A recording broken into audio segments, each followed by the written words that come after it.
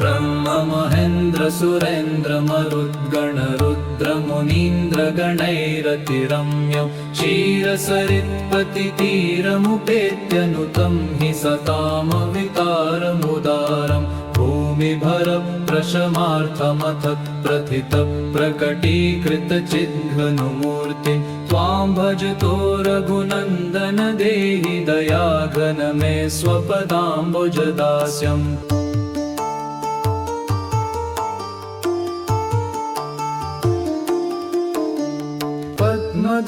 पद्मदलायतलोचन हे रघुवंश विभूषण देव दयालो निर्मलनीरदनीलतनोऽखिल लोकहृदम्बुज भासक भानु कोमलगात्र पवित्र पदाब्जरजः कणपावित गौतमकान्त त्वां भजतो रघुनन्दन देहि दयाघन मे स्वपदाम्बुजदास्यम्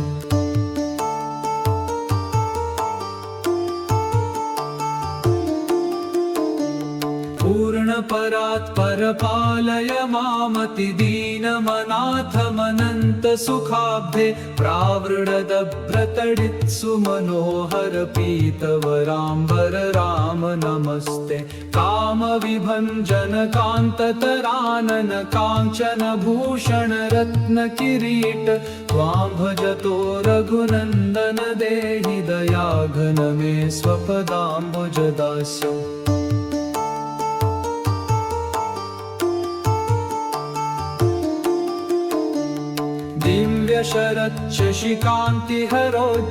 दिव्यशरच्छशिकान्तिहरोज्ज्वलमौक्तिकमाल विशाल सुमौले कोटिरविप्रभ चारुचरित्र पवित्र विचित्र धनुःशरपाणे चण्डमहाभुज दण्ड्व विखण्डित राक्षस राज महागजदण्डं त्वां भजतो रघुनन्दन देहि दयाघन मे स्वपदाम्बुजदास्यम्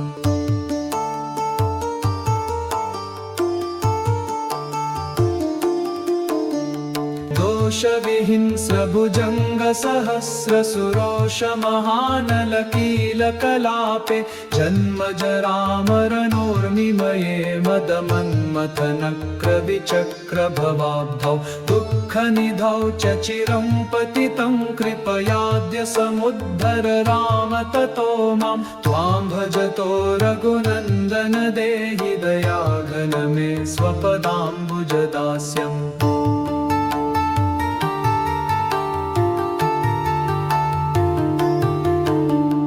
संसृति घोर मदोत्कटकुञ्जर त्रिक्षुदनीरदपिण्डिततुण्डं दण्डकरोन्मथितं चरजस्तमून्मदमोहपदोज्झितमार्तं दीनमनन्यगतिं कृपणं शरणागतमाशु विमोचय मूढं त्वां भजतो रघुनन्दन देहि दयाघन मे स्वपदाम्बुजदास्यम्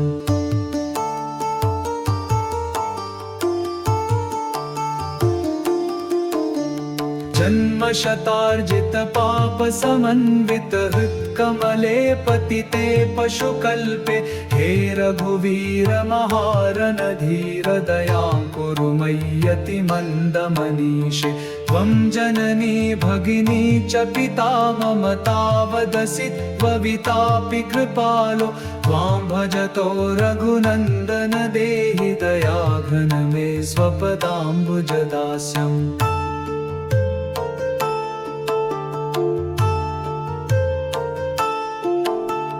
त्वां तु दयालुं किञ्चन वत्सलमुत्पलहारमपारमुदारं रामविहाय कमन्यमनामयमीश जनन् शरणं ननुयायं त्वत्पदपद्ममतः श्रितमेव मुदा खलु देव सदा वससीत त्वां भजतो रघुनन्दन देहि दयाघन मे स्वपदाम्बुजदास्यम्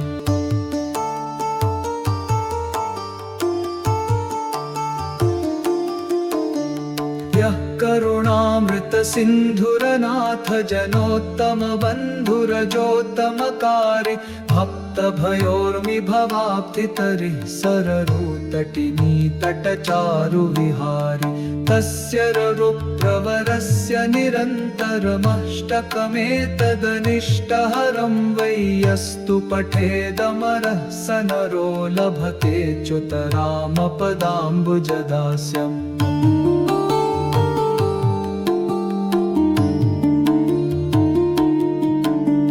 श्रीमन्मधुसूदनाश्रमशिष्याच्युतयति विरचितं